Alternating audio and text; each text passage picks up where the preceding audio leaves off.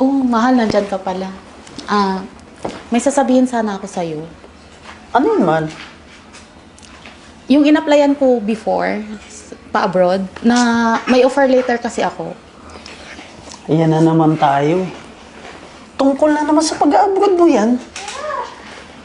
Mahal, sige na. Payagan mo ako. Mahal, di ba nag-usap na tayo tungkol dyan? Hindi ka aalis. Tapos, ito ka na naman ngayon. Pinipilit mo na naman yung gusto mo. Gusto mo na namang maging nurse, and anong gagawin mo sa ibang bansa. Alam mo, ang daming tukso dun.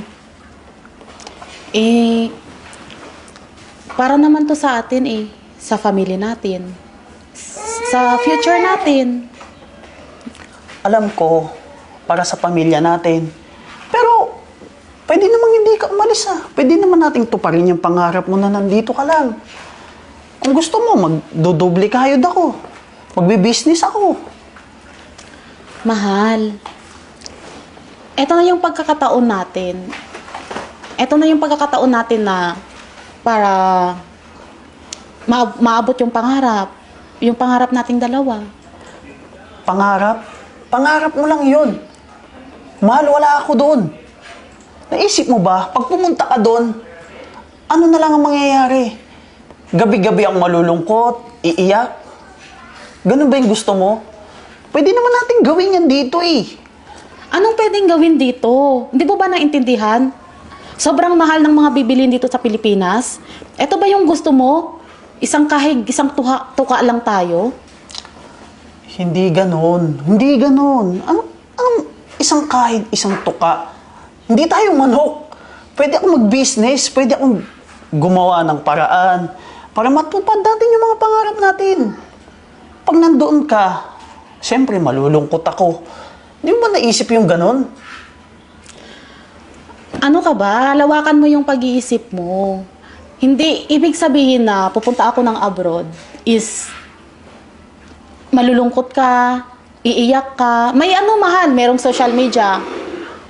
So, ganon-ganon na lang yon. Sasayangin mo na lang yung 5 taon nating pagsasama. Pag umalis ka, sigurado mawawala ako sa'yo. Tandaan mo yan. Ano bang klaseng pag-iisip na meron ka, ha? Wala ka bang tiwala sa akin? Hindi naman sa wala akong tiwala sa'yo. Pero nakita mo naman, di ba, yung mga nag-a-abroad. Lahat nagiging single. Alam mo, wag mo akong igagaya sa kanila. Iba tayo at iba sila sa relasyon natin. Kung may tiwala ka sa akin, please, payagan mo ako. Oh, tingnan mo, may tiwala ako sa'yo. O sige, mamili ka. Ako o yung pag-a-abroad mo? Kailangan pa bang itatanong yan sa akin? Siyempre, yung pangarap ko ang pipiliin ko. Pangarap nating dalawa. So, ayun na yun.